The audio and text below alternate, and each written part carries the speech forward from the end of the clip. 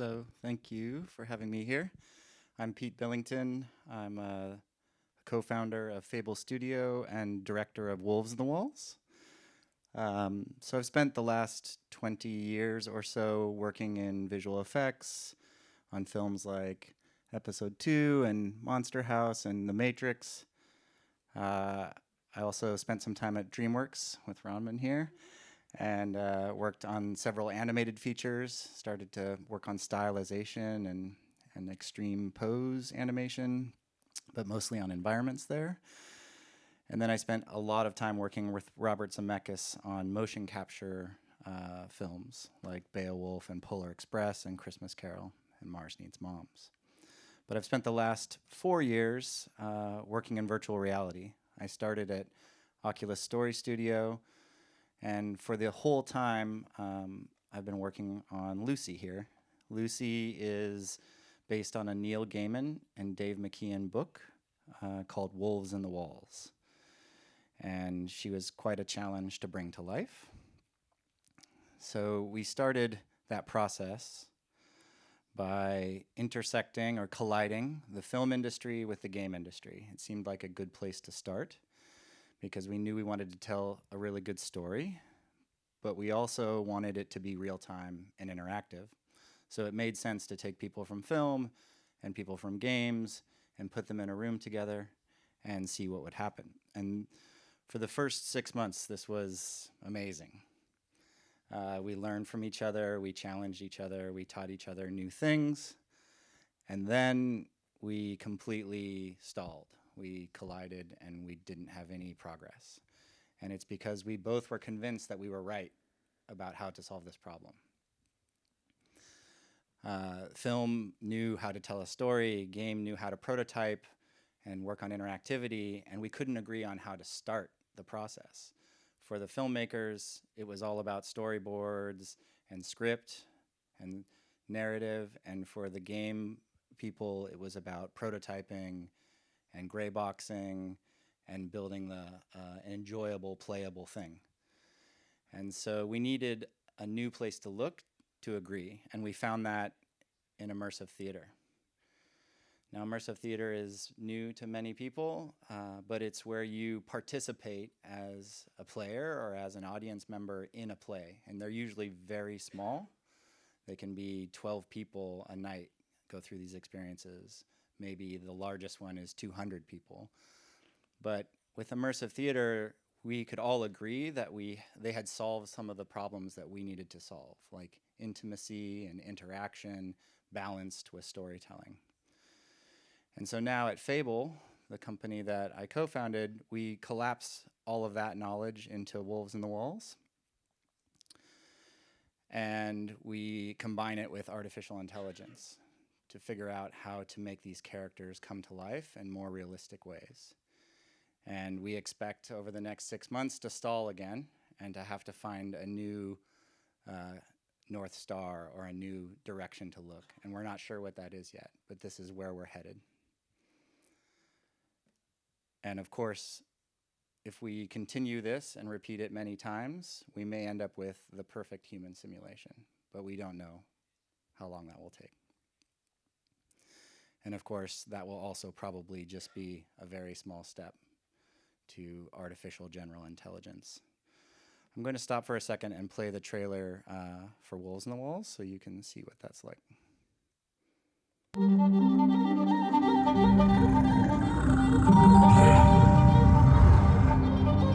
You heard it too. You do, don't you? Hello.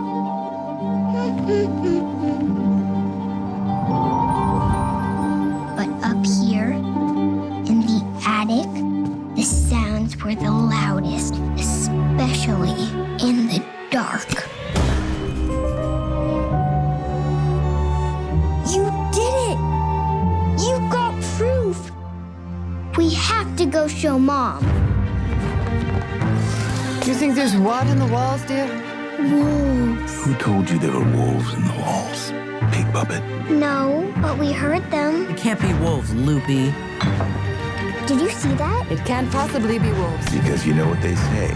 When the wolves come out of the walls, It's all over. Everybody knows this. You believe me, don't you? Da da da da da da da da da da. So that was Wolves in the Walls. And we were back here. So when we first started working on the project, we built pillars or belief systems that we wanted to implement. The first one was we wanted you to connect to a character as the audience. We also wanted to build natural, intuitive interactions. Things like the things you do without thinking. So like flipping on a light switch when you enter a room, or brushing away a cobweb when you can't see, or even just moving your body in a space, because we thought that was the solution to adding interactive to narrative. We also wanted to cast the audience. We thought it was very important that you played a role in the experience. And we thought that this was about creating a virtual reality experience, but when we talk to the people that go through it, they don't talk about virtual reality. They talk about things like feeling like a child, or balancing narrative interaction, or being in Lucy's world, or feeling connected to her. And that got us thinking that maybe we shouldn't be focusing on the virtual reality part of this. We should be focusing on the character part as a company. So it's very challenging to balance this narrative and interactive. As soon as you add interactive, it usually tips in the scale of interactive. And we discovered that there are some things that you probably want to try to avoid to create a believable character. The first one is gated choice. And almost every one of us has played a video game with a character in it. And we experience this quite often. It's when a character waits for you to do something in the game, and the game will not advance until you do that thing. A character often stays in a loop, waiting for you to grab an object or do something. The second one is pressured choice, when you have two choices and one is more important than the other, but you're not sure which, and you actually freeze and you don't want to make the wrong choice. That can break the presence of the character, especially when these two things are combined, gated choice and pressured choice. You get pulled out of the experience. The third is novelty. And with video games, we don't experience this anymore because we're used to playing video games. But in virtual reality, everything is interesting. Picking up a water bottle, picking up a flashlight is amazing. It's like having a superpower. So you can give someone something fairly boring in virtual reality, and it will completely distract them from what the character is trying to tell them, or the story that you are trying to tell as an author. So you have to be very careful right now in virtual reality what you introduce as an interactive object, because it could break the story. And the last one is audience-character codependence. This is when a character only exists for the audience. And most game characters are this way. They wait for us to do something, and they have no passion or goal of their own. They have no mission, and they just wait. And so creating a believable character that has their own life is actually quite difficult to create that illusion. I'll show an example of gated interactivity. This is a very famous example called shooting the hinges, and a lot of the people on our team that come from games use this expression to describe when something interactive breaks. It's from a Call of Duty game. So you get this prompt saying, shoot the hinges on the door. I'll go back here. Shoot the hinges. And your partners are all telling you to shoot the hinges, but they're completely frozen in time until you perform this task. This clip is 5 minutes and 20 seconds. And this person is aiming their gun at someone. throwing grenades, running off into the forest, and those characters are just saying, shoot the hinges, right? This is a very good example of gated choice and something we want to avoid at all costs in something as intimate and close as Wolves in the Walls. You want that character to feel like they are reacting naturally, intuitively, spontaneously.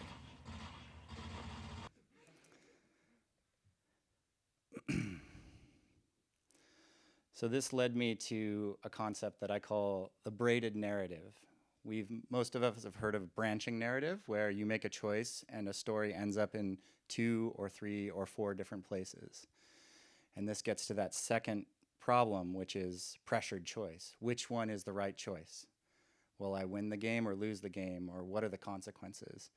With Wolves, we didn't want to create that illusion. We wanted it to feel like you were at a friend's house, playing with them, with consequences that weren't super large. And so a braided narrative is one that constantly weaves in and out, but it's Lucy's story. It's not your story as the audience, it's her story. And so we want to always come back to her story. The audience says that they want choose your own adventure, but what they really want is to be taken on a journey. They want the storyteller to take them on a journey. They want a dungeon master to lead them on a path. And so I'll show you an example of how we solve this in Wolves. There's a moment where she hands you a camera, and we start that in a single choice, the offer of the camera. When you grab it, now you've made one choice, but you could have waited to grab it, like in this lower left. You could wait even longer, where she encourages you to grab it and gives you permission. Or you might not grab it ever, and she'll put it down and continue reading her story. And at some point, you could pick that camera up, or take a picture of her, or take a picture of the room, and it keeps splitting, and the choices keep splitting. But eventually, it will all come back to the same spot. And what that does is it creates the illusion that you have control over this experience, but actually Lucy has control. So we all come back to this single point where a picture is taken. You might have taken it, the camera might have fallen on the ground and taken the picture itself. But what's important is it feels like you are having an impact on the story, that you are there with her, that you are there to help her. You can interrupt her by grabbing that camera or taking a picture, but she still has her own identity and she has her own goal.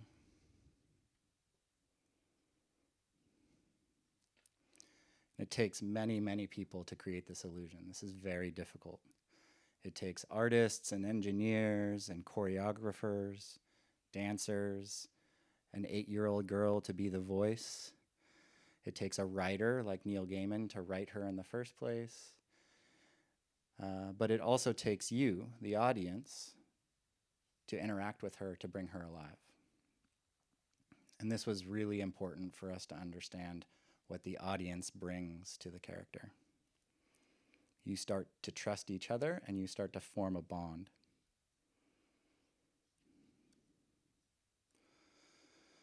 So I'm going to take a moment and talk about traditional media and how we currently understand it. So we have film, we have games, and we have television. Many variants. With film, it's high friction. It's hard for us to do now. We have to buy a ticket. We have to get there early. We have to make plans with our friends. I have to have a babysitter for my son.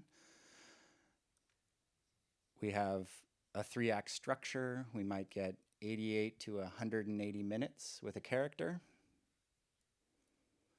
It's a semi-controlled environment. It's very high quality experience usually, but it's passive.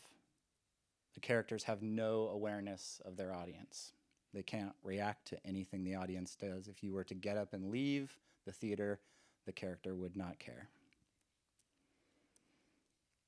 With games, it's medium friction. We have to buy a PC or a console in order to play. There's many formats, 20 minutes for some games, 60 hours with a character of others. So lots of time with a character. We love our game characters because we spend so much time with them. And there's a wide range of quality. We don't know what we'll get unless we trust the reviews or a friend recommends a game.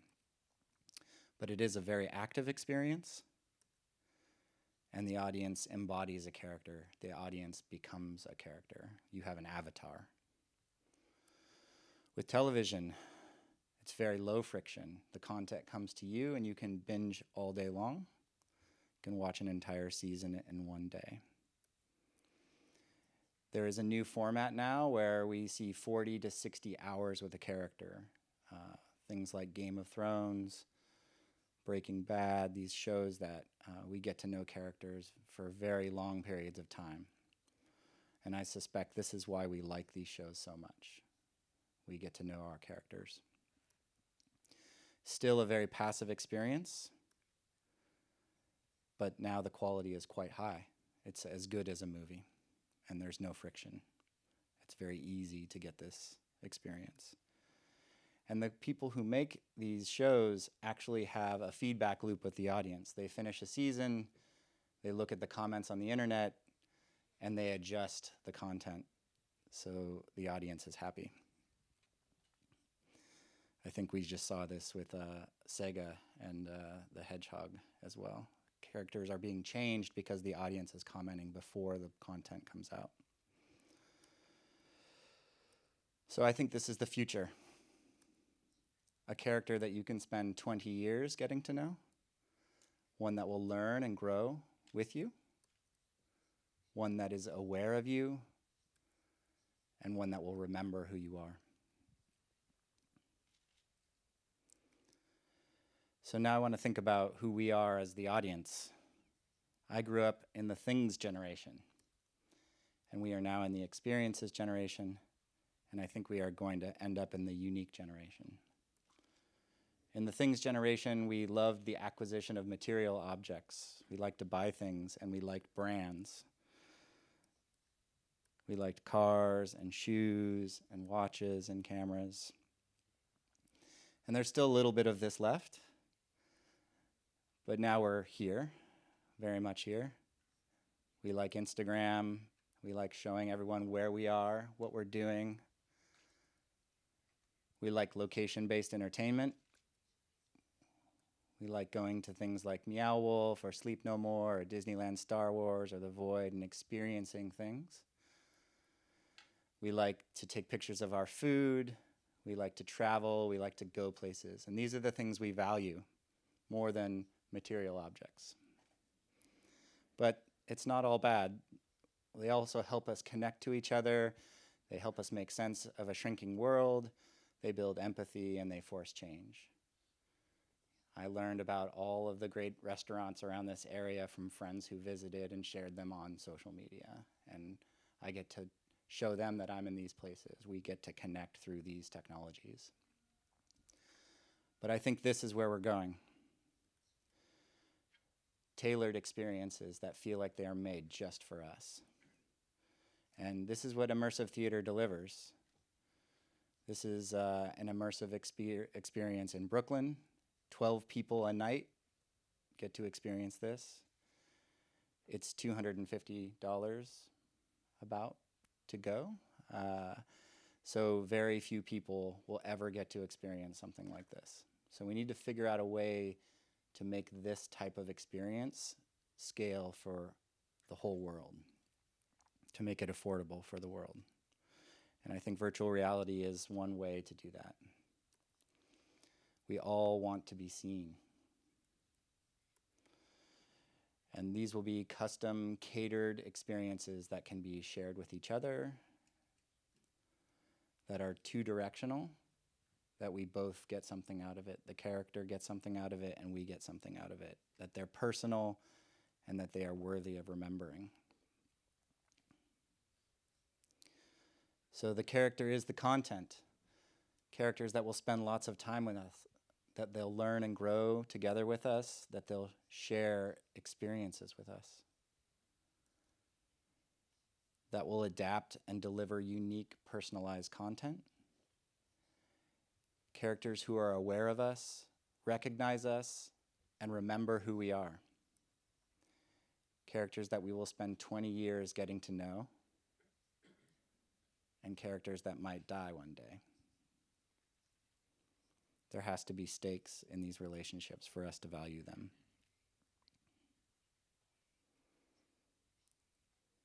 I think this is what a virtual being is. It's a character that lives outside of the story. So you may know this character, you may go on journeys together with it, but it won't necessarily be part of a story directly. But when character and narrative do intersect, I think this is what it will look like. I call this the harmony of engaging activities. So you will play, connect, teach, and assist with these characters, all 4 of these. And when all 4 of these happen together, that is where a virtual being will be. We have intersection on many of these right now. When we play and teach together, it's like edutainment. Sesame Street is a good example. When we help each other through connecting to each other, it's like TripAdvisor. We get to give each other advice by crowdsourcing.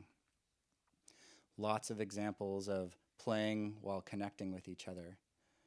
Yesterday we heard about Pokemon Go. This is a great example. But all of these must be 2-direction. You giving to the character giving back to you. So I've worked on many films that people consider to be in the uncanny valley. And this is because technology wasn't quite ready for the types of things that we were trying to do. So I started to think about what was the problem. And this is a famous chart of the uncanny valley, which says as we get closer to human likeness, we end up having something that does not make us feel good. And I found this next online. Someone drew their own little red line that shows 2 of the projects that I worked on, Polar Express and Beowulf, are worse than a corpse or a prosthetic hand. And I started thinking about why people react to animation that looks real in this way, because I was there when we were building it, and we didn't feel that way when we were making it. But I think it's because we were pushing so hard to try and do something that had never been done before. So this is what I think people are really emotionally reacting to. This is how they interpret the uncanny valley. They think it's fine as long as the animation is stylized, but as soon as you approach realism, there's this hole that you fall into, and maybe you get lucky and you make it to the other side and you're happy. But having worked on maybe 20 projects now and seeing this over and over and over again, I think this is what's happening. It's about consistency, not about realism or stylization. This is our suspension of disbelief, and if parts of the character are not equivalent, if they're unbalanced, we have problems. So you may be able to make perfect eyes, but if the movement of your character is bad, the audience will know that something is wrong. So I think the solution is not to stylize, but it is to make consistent. So if you can do one thing really good and 5 things only okay, the one that you can do really well, you actually have to lower to the level of all the other ones. So that might be the skin, the hair, the cloth, the eyes, the movement, the character's speech. But now that we have memory, awareness, all of these new things to think about, we also have interactivity, emotion, memory, and trust that we have to worry about.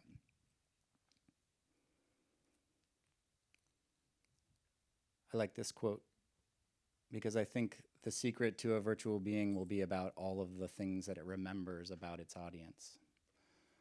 When we think about our friends, they get to know us, they understand who we are, they remember the types of food we like, they remember the special things that we did together, they might remember that we're afraid of spiders.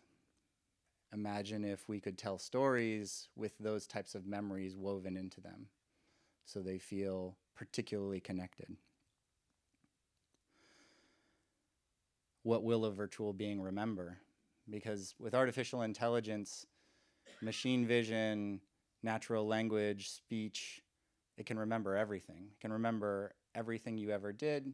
It can remember everything you ever said. It can know all of the knowledge of the internet. So to create something that feels alive and not uncanny in that way, how will we have to adjust the character's memory to feel appropriate? Memory is a strange thing. One theory about memory is that we only remember the last time that we remembered the thing.